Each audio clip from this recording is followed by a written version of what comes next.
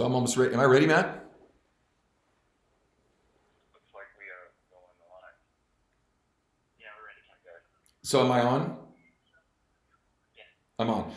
Hey guys, welcome back again to Ken Tamplin Vocal Academy, where the proof is in the singing. It's a good day today. We're live, so that makes it good, right?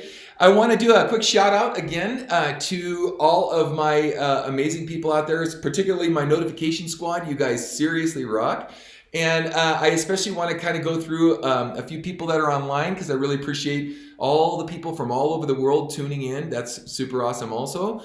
But again, my notification squad, you guys seriously rock. If you guys want to get notified to additional new videos that I have coming out, please don't forget to like and subscribe and ring that bell so that we can keep these videos coming your way and these streams coming your way. Today's a really interesting subject, and it's called Sing with Your Own Unique Voice, or Sing with Our Own Unique Voice.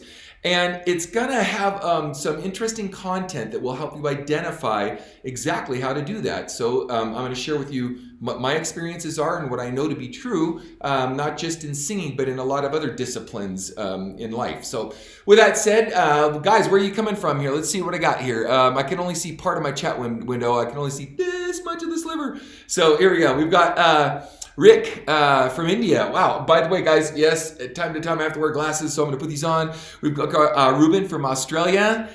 We got, let's see, Tracy, who does my forums. Thank you, Tracy. She's in England.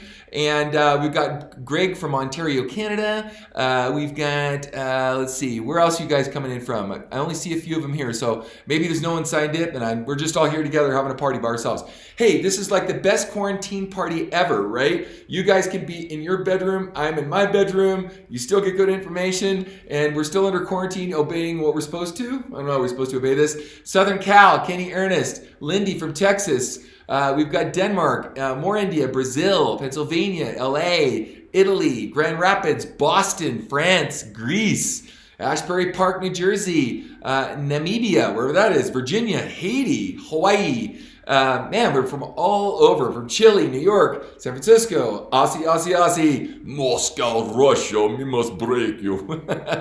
Argentina. All right, cool. Well, listen, guys, I'm going to go ahead and dive right in because there's a lot of ground I want to cover like usual. And I just want to say that we have some other really great content coming up. Now, let's see, before we get going too far here, I'm going to go down here. Jason, we've got mental arts, we've got some questions and comments. I'm going to save the questions, guys, for after this for things that are particularly related to the subject matter. And then I've got a full-blown Q&A coming up where you can ask me anything from what kind of toilet paper I use, no, I'm kidding, to how I make my famous Swedish meatballs, to what makes a great singer. So I want to get started with this, a concept, okay? And here's the concept. Now, for you guys that are tuning in late, you might miss the front of this, and I'm sorry, but it's something that's got to really pave the road and the way for us to understand this. When the brain associates it to something or attaches it to something, it has an association, okay? So when it associates something, it becomes impressionable or indelible in the brain. Now let me explain this as I go. So Ken, what in the world are you talking about? Hang in there, I'll explain it. So this happens as our brains grow. And this happens and is at a hyper state from the ages of 0 to about 8 years old. So from 0 to 8, our brains are giant sponges, and whatever it sees, whatever it experiences, whatever is fed into it, programmed literally, it stays in the brain indelibly, okay? Which means like forever. And why this is important, because I'm going to relate this again, to singing, to music in a minute. But so understand that our brains are this giant sponge, and especially so in the early part of our years, but throughout life. And these are what I'm going to, or what our brains is exposed to, I should say. And it starts the process of who we are, who we become as people. Okay, so let's go back to this concept. So from predominantly from 0 to 8, we have this hyper state of the brain that absorbs things and programs the brain, right? And then throughout our life's experiences continue to program us to be who we are, okay? Now, you're going to say, well, what in the world does that have to do with, singing? And give me a minute, I'll get there. So It's these influences that, like I said, become this indelible ink on the brain. Now, how to sing with your own unique voice but still have influences is kind of an interesting thing, because I see a lot of people on the internet saying, you should never imitate or mimic anyone. Be yourself. Don't be like those guys. Do your own thing. Well, I have some news for you, and the news is this. If we don't have influences, we don't have anything to draw from, and there's no big canvas of paint that we put on this canvas to paint the picture of our life. Okay, so let's talk about this for a second. So association or connection is what ties us to mimicry. Well, what is it? What do I mean by that? So in other words, let me give you an example of this. Let's say we have a joke that someone's told us. Or let's say there's a famous line in a movie. Let me start there. And let's say the movie is The Terminator. And we know Arnold Schwarzenegger in The Terminator, and he says, I'll be back. Right? Well, I can't really come to you and say, hey, remember, I'll be back. If I say that to you, you have an immediate association with Arnold Schwarzenegger and the way he said it, his inflections, the range that he said it in, everything about it is a mimicry in the mind of how you associate that saying, that slogan, that line in a song, that melody, that singer, or whatever, right? Like I said, and it could even be repeating a joke. Let's use Seinfeld as an example. Now, I know these are older shows and movies, but Seinfeld, Jerry Seinfeld. So, there's an old thing that people would always go, what's the deal, right? Hey, what's the deal? We not only associate the way he says it, the phrase that he says, the inflections he uses in his voice, but his whole character, or the sum of who his character plays in Seinfeld, we put it all together and it's indelibly embedded in our brain, right? And we repeat it, or we would mimic that if we were to share it with somebody else.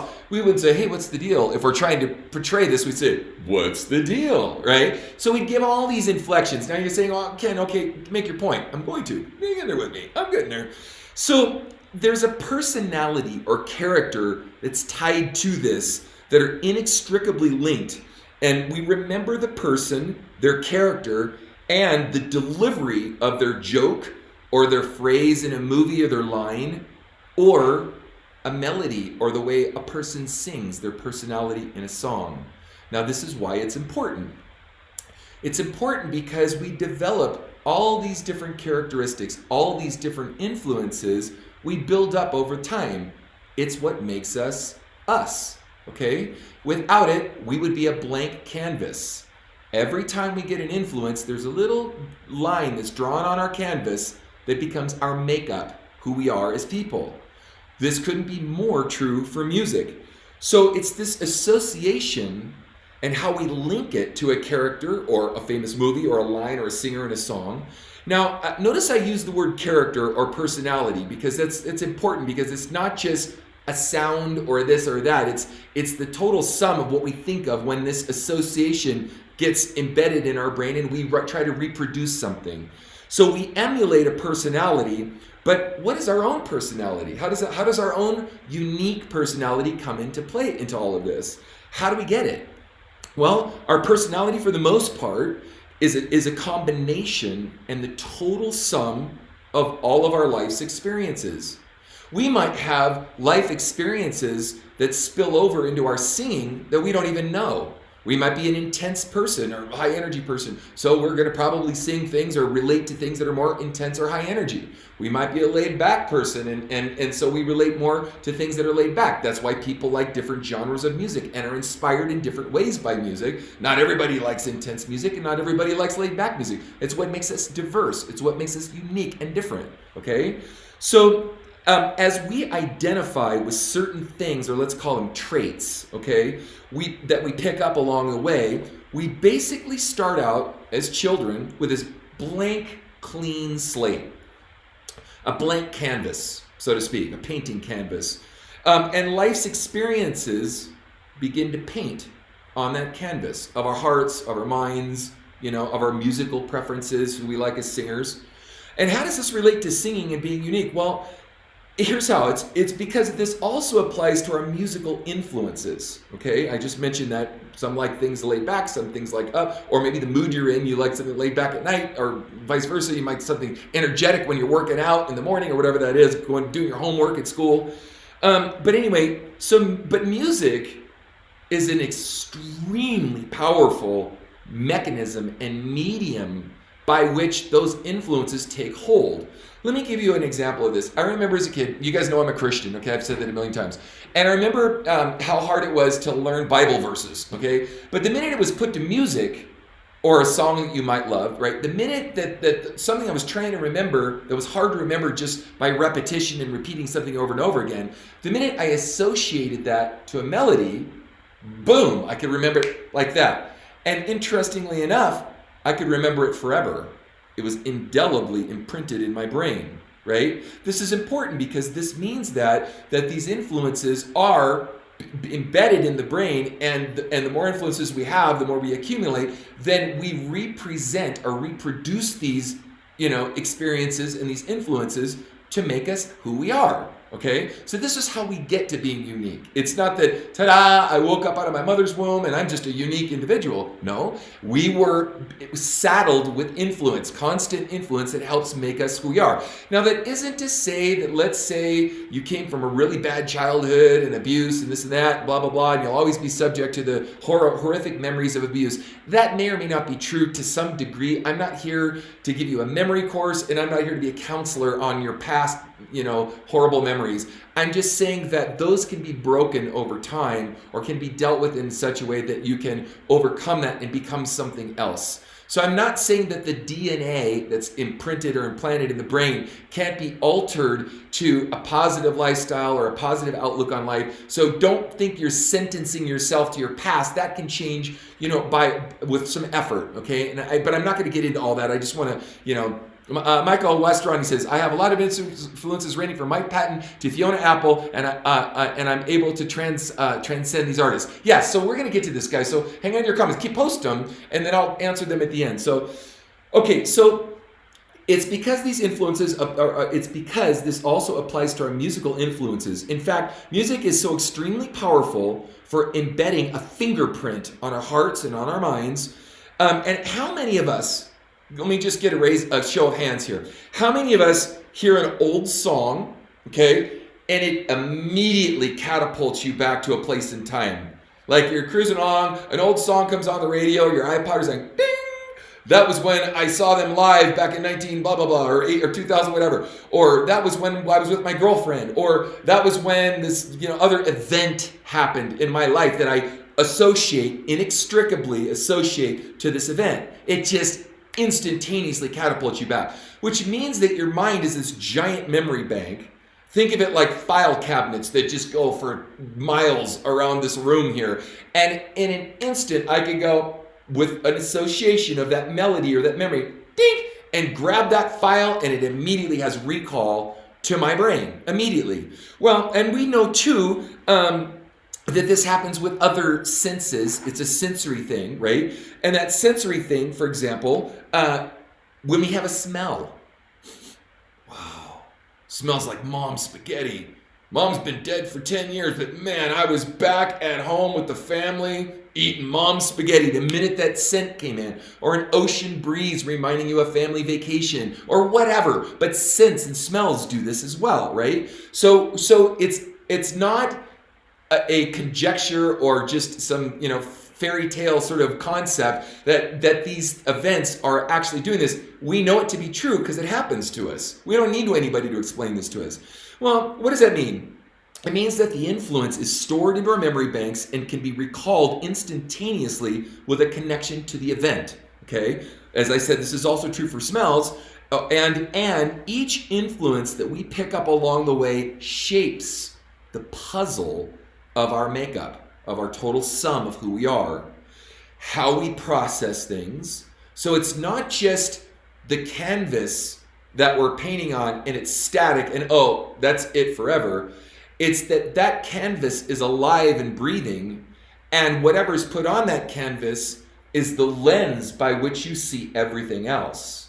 Let me say it again. So it's not just like this painting that is static or stationary and doesn't change.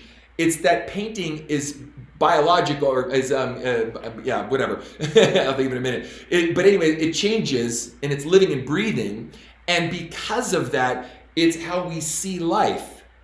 It's how we view politics and religion and music.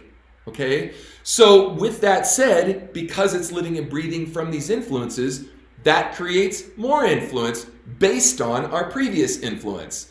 And you're saying, whoa, Ken, this is way too heavy. I just want to know how to sing like myself. Well, I need you to go back. I feel like a psychologist right now, a psychiatrist. I need you to go back and remember the things that you love and why, and take those influences and don't be ashamed of them.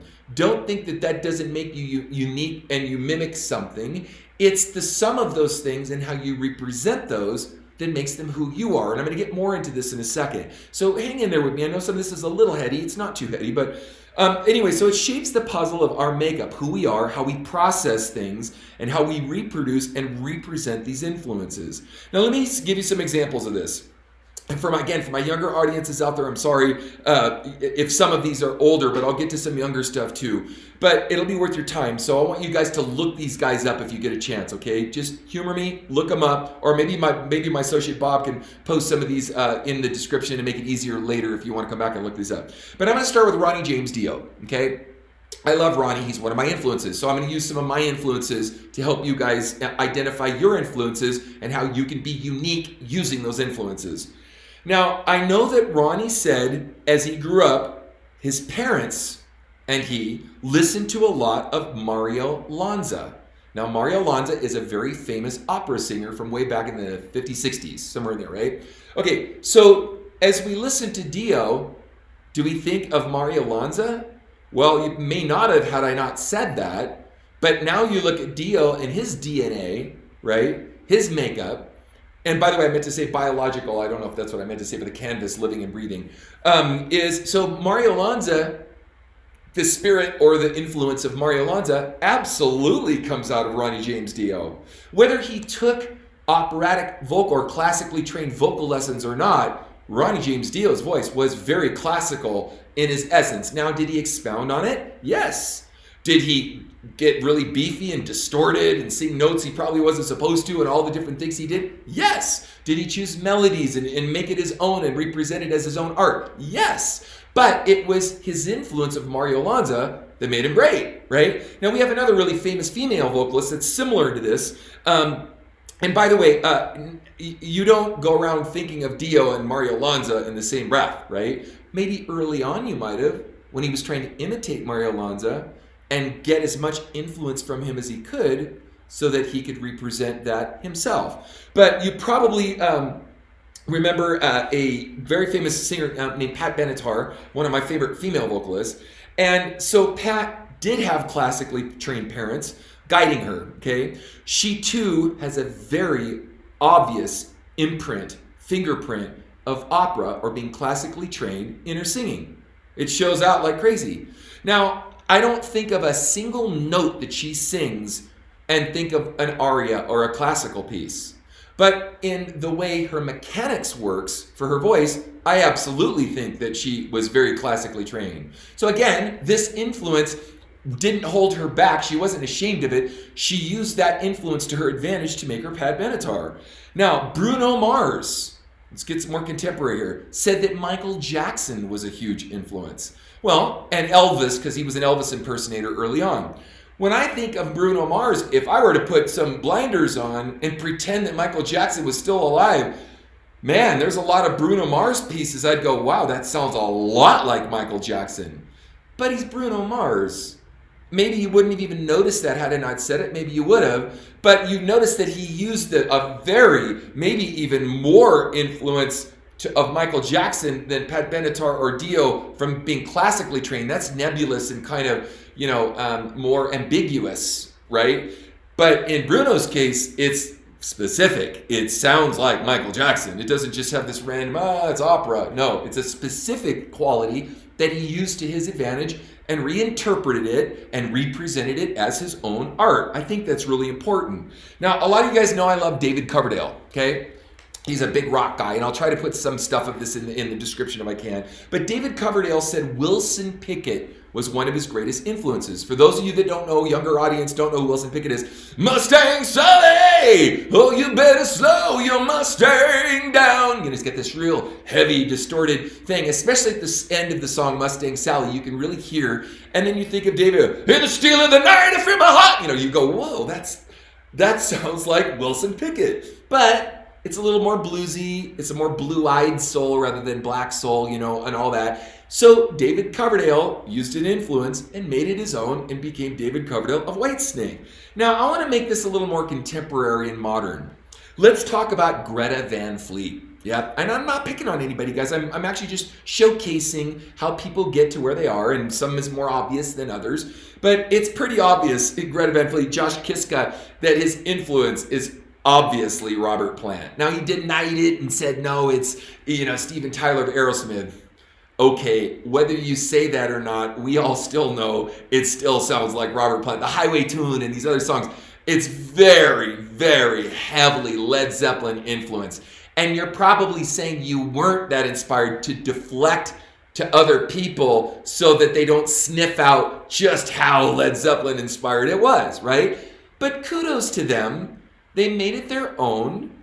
They represented this art of an influence of theirs that sounds like Led Zeppelin, but it still sounds like Greta Van Fleet. He doesn't sound just like Robert Plant. It sounds like himself. Now, he is more heavily influenced by Robert Plant than maybe 10 years from now. He may not be as solely, specifically influenced by Plant, okay? So in other words, he's still so young in the game, he hasn't had time to break away from a more myopic or more narrow influences. He'll increase his palette and his toolbox, his arsenal for influence will get bigger and bigger over time, and I'm sure he'll sound less and less exactly like Robert Plant. And a lot of people can say that about Billy Squier. Lonely as the Night is, you know, a lot like a Zeppelin tune. We could go on and on and on about these different artists, but I just want to point out now, here's an interesting part to this. Not that it's not all interesting, I think it is personally, but is younger bands than them even still, that won't even know of Led Zeppelin, will be inspired by Greta Van Fleet and will take that influence and reinterpret it and it become their own, okay? So this goes down the food chain and the genome of music, and you know, and it continues to you know, perpetuate and morph itself into different kinds of influence, which is cool. And it's what makes us unique. It's all these influences, and the more influences we get, the more we can paint our canvas different colors and different objects and shapes and so on. So anyway, now Michael Bublé. I've just got to bring up a couple more because I think you'll find this interesting. Harry Connick Jr., Michael Bublé, obviously heavily inspired by Frank Sinatra.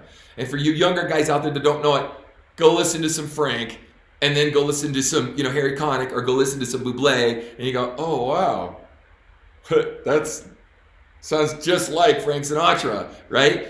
But they used it in their own way, and it was really cool. And I actually think Connick is awesome. So, and I could go on and on and on about different artists that do this. But the point is that we all have influences. We don't start out with our own identity, right? Or our own sound. It doesn't work that way. We need things to draw from. Singers we like, influences that fit our voice. Not just influences, but influences that actually fit what we can reproduce, okay?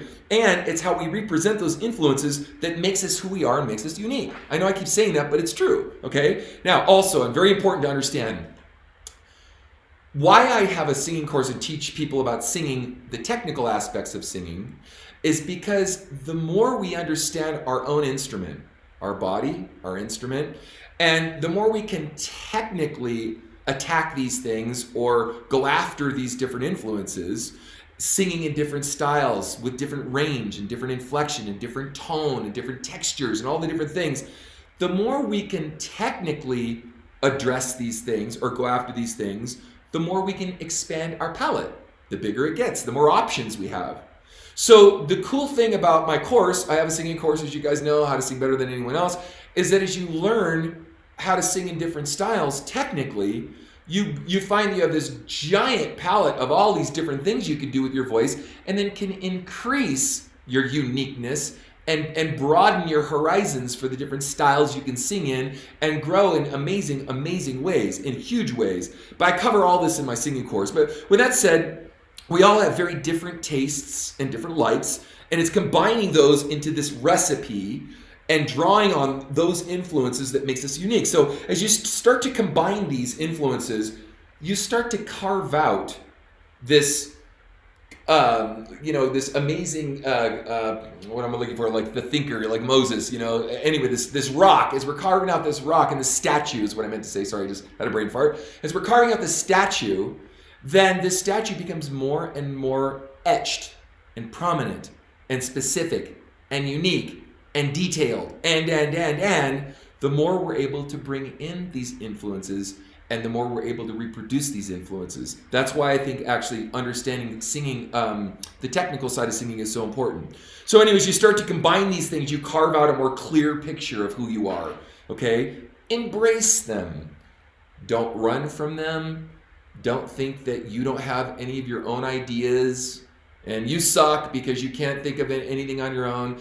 By the way, I want to combine this with something even, I wasn't even planning on doing this, but I want to go on a little tangent. A tangent of a tangent of a tangent. And that is that this is true for songwriting, okay, for melodies. There's an old funny slogan, and I think it was Chopin that said this, I'm not sure, but or maybe it's Prokofiev, I can't remember, I'll have to look it up. But the quote was, good composers borrow, great composers steal, okay? Good composers borrow, great composers steal.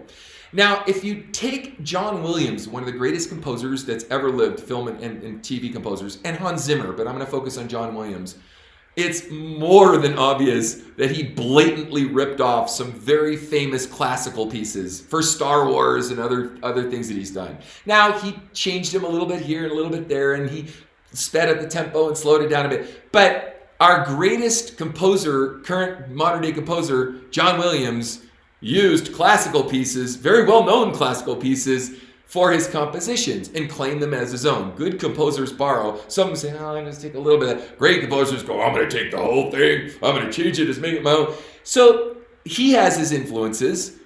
Bach, Beethoven, Prokofiev, Liszt, Brahms. I mean, go down the list, right? And he basically stole them and represented it as his own art. So we see that a lot in music. A lot, where someone is inspired by a song and they kind of take the melody and they might change a guitar thing or change the key or do something with it. Now, plagiarism or blatant plagiarism is lame. Just to steal something and blatantly plagiarize it and put it into something else is really lame. But it's cool if you can be inspired by something, and because of all of the influences that you have and this canvas that you're now looking at that melody in a different way and can showcase it in a different way, is what it's all about. It's how we're unique. It's how we're able to write and inspire and do things. That isn't to say we can't have unique ideas, but for the most part, that's true. And I want to touch on one more a tangent of a tangent of a tangent of a tangent. I tried really hard to be a really good songwriter, and I have 40 records out. 40, that's a lot. And one point, I really loved great lyrics, and that's kind of disappeared over time.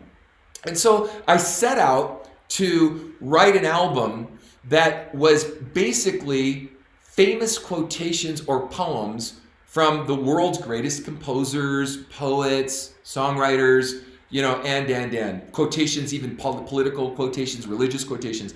So there's a book, it's called Bartlett's Famous Quotations, and there's another one called Oxford's Famous Quotations. And I grabbed both of them, they're really thick, big books. And I remember I was on a tour bus and I had a really long tour. It was like, we were doing 60 cities across the US. We did all of Europe. We were going to go to Asia after that. And it was all by bus. So it's city after city after city. So you're going 400 miles in between gigs. You're just sitting there on a bus for 400 miles. And then you get to the next show and 400 miles to the next show. And then in between shows, you got nothing to do. So I grabbed these books and I took a yellow marker and I marked out every single time I had a line that I thought was interesting. And I learned that, oh wow, Tangled Up in Blue, a very famous Bob Dylan song and line, was actually another poet that he borrowed from. Really, Stairway to Heaven. Now, not only did some claim they plagiarized the music of that, but that line is not original. Go figure. Or they took the line and changed it a little bit and made it their own. But my understanding is whether it was Robert Plant or Sting or Billy Joel or Bob Dylan or John Lennon or any of these great songwriters, that they did the same thing. They got these famous quotation books and they went through and they highlighted what it was. And the other interesting thing was I found myself liking a lot of the same poets and things like Shakespeare and so forth, and Tolstoy, T.S. Eliot, and all these different writers, for theatrical writers, and so forth. I found me gravitating towards the same kinds of guys. So all of my influences, who make me who I am, made me also like similar things to that were all similar. I think you guys get the picture. I don't want to ramble here. So anyway, so take those influences and embrace them. Don't deny them, combine them. Don't deny them, combine them into something. Back to this album that I was talking about that I made. I forgot to make my point of my tangent. So I made an entire record, a whole record of nothing but famous quotations. It's a green album called Tamplin. It's me standing in the desert looking like a cowboy, okay? And the entire record, the whole record, is nothing but linked famous quotations. Now, you'd think, well, how could it mean anything? Like, is it just like random quotation? No, actually, each song is specific. Like, I have a song called All the King's Horses, for example. And it's a song about, you probably wouldn't know this, but, and this is another thing about nursery rhymes that was interesting in this book I found out, that most nursery rhymes were a political statement or a horrible event that happened in history. So you have, Humpty Dumpty sat on a wall. Humpty Dumpty had a great fall. All his king's horses and all his king's men couldn't put Humpty together again. Well, that was actually a nursery rhyme about Napoleon. Napoleon sat on a wall, for conquest. Napoleon's armies and him had a great fall.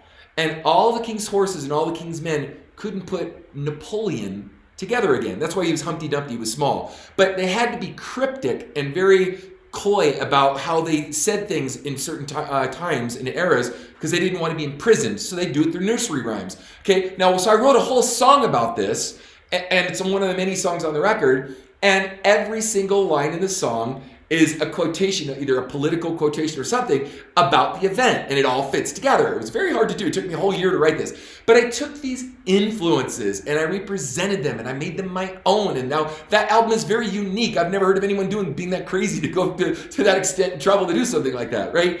All right, don't deny them. Get as many as you can in your toolbox, in your arsenal. The more influence that you have, the broader strokes you can make with your paintbrush on your canvas.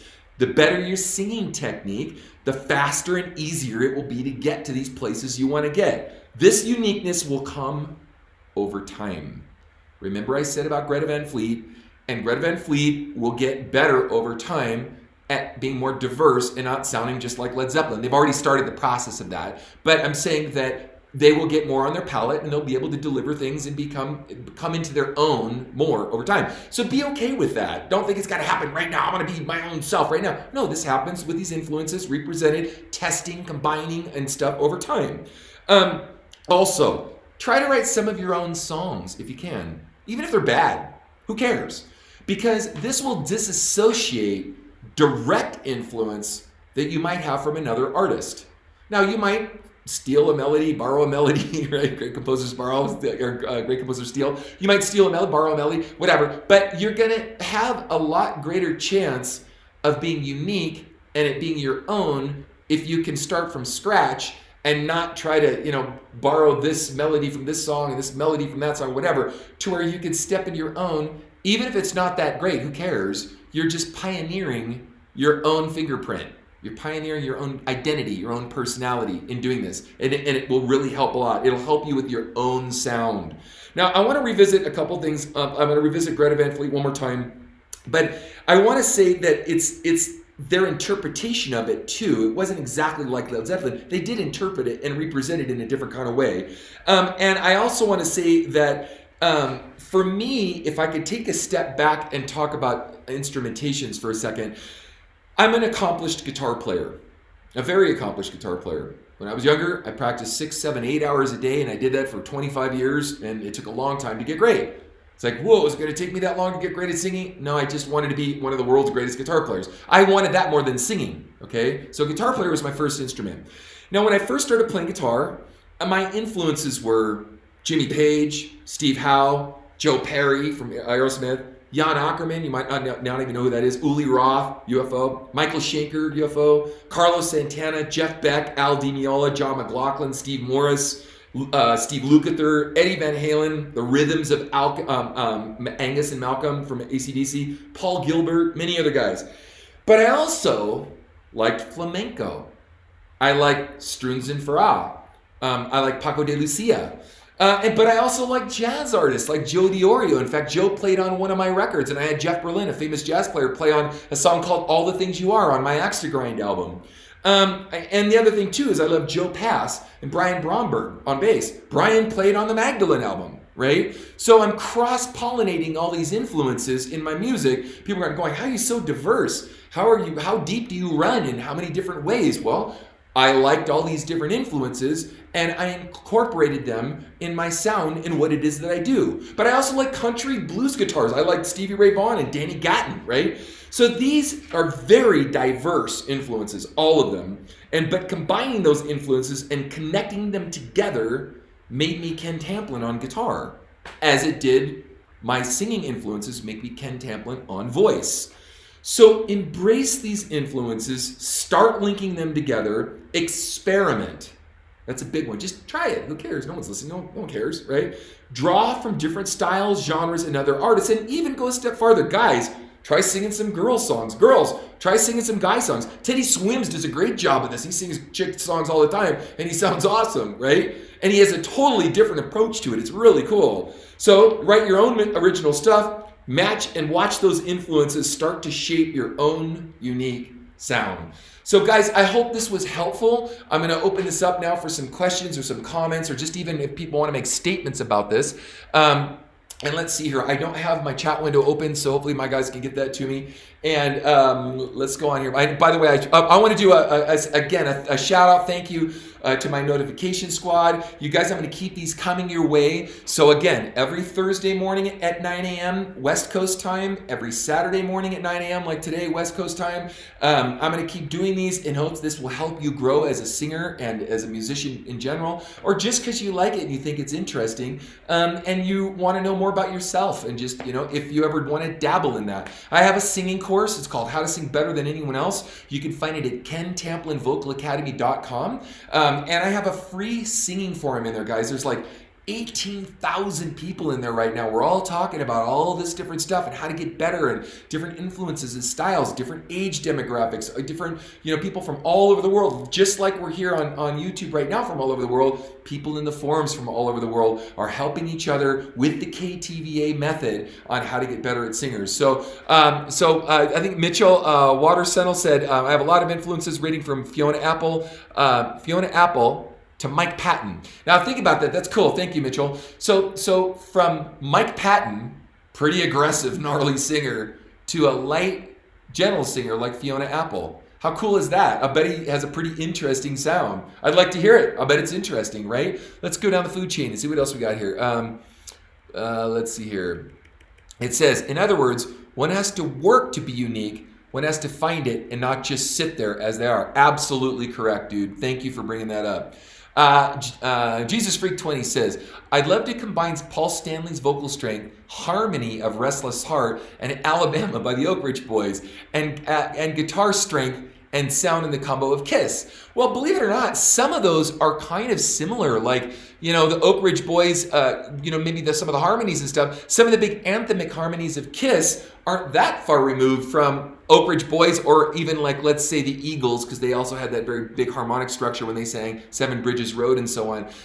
So it's not that far from that. Firehouse and BTO. Is that okay or too much? That's awesome. You'll be taking care of business. You guys know BTO will appreciate that. Matthew, I don't have a favorite, just unique voices that you can instantly pick out when they start singing. Think Bono, Jeff Tate, Fleur Jansen. Cool, yeah. And so, by the way, this doesn't mean that they have to be technically awesome.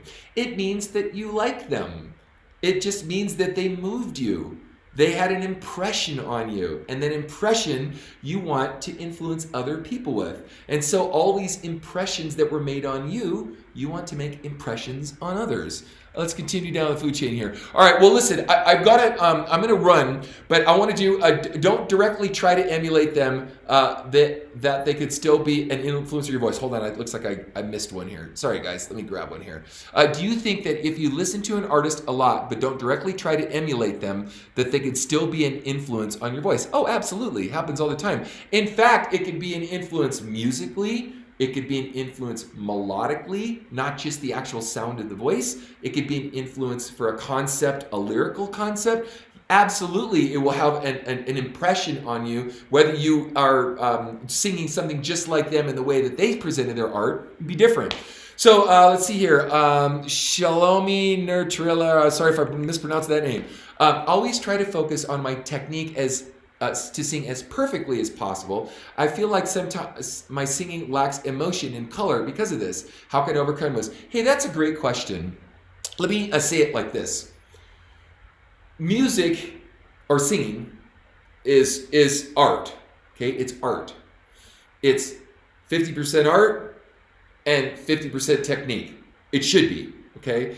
And you would never want the technique to supplant or to overtake, I should say, the art. In fact, I'm going to go as far as to say I'd much rather hear a non-technical singer move me emotionally than a technical singer that can just hit a bunch of notes or licks or whatever. So we need to start with the art and what we love about it and what moves us. Technique doesn't move us. Technique gets us to things that do move us, okay?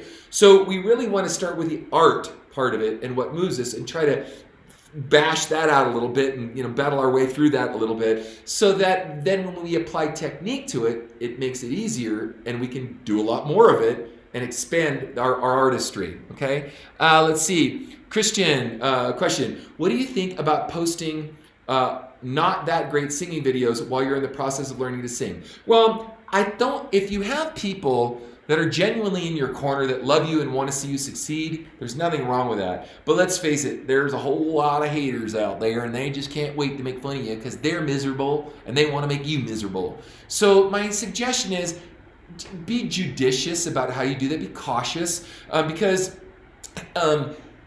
most people love to be cynical and hurtful and mean. And in the process of this, now I'm going to say something that's kind of interesting about this, right?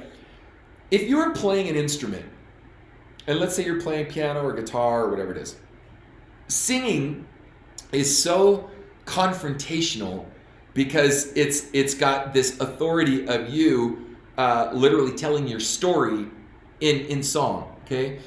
So a lot of people will have a lot more grace and be encouraging for an instrumentalist that posts something. Hey, good job, dude. I know you missed a couple notes, but keep at it and keep going, and man, you'll get it, I promise, right? Whereas singing, dude, that was horrific, man, you suck. Now, think about this, and Christian, I get hate mail to this day, and I get people that tell me my stuff sucks. Well, they're entitled to their opinion, and whether it's true or not, I know who I am, and I'm confident in my skin, but it took me a lot of years of confidence building to get up to the point to not let derogatory or negative comments affect me. So you have to be thick-skinned and decide if you think it will actually be an advantage to you to move forward in your art and in your singing. Okay, so my question is, a singer who can't play music at all isn't really a singer? I never said that. Who said that? In fact, a lot of singers don't play any instruments. The joke is that the singer walks in with the golden microphone and is pissed off about how things aren't going his way when you got the drummer that just schlepped 20 pieces of gear and took an hour and a half to set up and takes an hour to tear down and fill up his van and drive home at 3 o'clock in the morning. The singer shows up talentless from an instrumental standpoint, and yet they get all the attention. So absolutely not true. There's a lot of singers out there that don't play. Simply the best. If someone can successfully go through your course, can they really sing any song? No one can really sing any song. You can work at singing things that are within a scope or spectrum of of your abilities and how hard you're willing to work at it. But I'm not going to sit here and tell you I'm going to sing some of the Dimash pieces that he sings because he sings in a whistle register I don't ever see myself doing. So that would be any song. But can I sing most things? Absolutely. When I first started out, there wasn't very many things I could sing at all. But now I can sing almost anything I want. So it took me a long time. And so the answer to a question for myself and my disciplines was yes. But it took me a long time and it took me a lot of technical ability to work up to being able to do that. Sarah says, sometimes when I write songs, I realize that I'm using a melody from a worship or other song. Should I change the melody? I don't know. It's funny. I hear a lot of worship songs borrowing from secular music, and lately I've even been hearing some secular songs which sounds like it borrowing from some worship music. So try to make it your own, change it up a little bit, see if you can take the melody and invert it or do something else with it that makes it different and unique so that you're not just blatantly plagiarizing something. Rumid says, your rule is the la-ah. Whoops, I went a little too far, hold on. The rule is the la-ah, and you say to keep a bright timbre vocal sound. A lot of my influence has breathy sounds. Is it okay to still sing breathy or cover the songs in a bright timbre sound? Well, Ruben, like I've said in my course, that if you start out with a bright ping and you grow a robust, powerful, bright voice first, you could come back and add the breathy influences of other singers and sing breathy stuff. If you only learn to sing breathy stuff, you can't sing powerfully. So it's your call. You can stay in the zone of only singing breathy stuff, and if that's where you want to reside and stay there, no problem. But if you want to go beyond that and sing more powerful stuff, you need to learn how to grow those muscles first, and then how you're going to use those muscles to sing breathy. All right, guys, thank you for joining me. It was super awesome to be with you. Again, I'll be back next Thursday. Again, a special shout out to my notification squad. You guys rock. Thank you for joining me, and don't forget, I'm here every Thursday and every Saturday at 9 a.m. West Coast time. God bless you, gang, and until next time, peace out.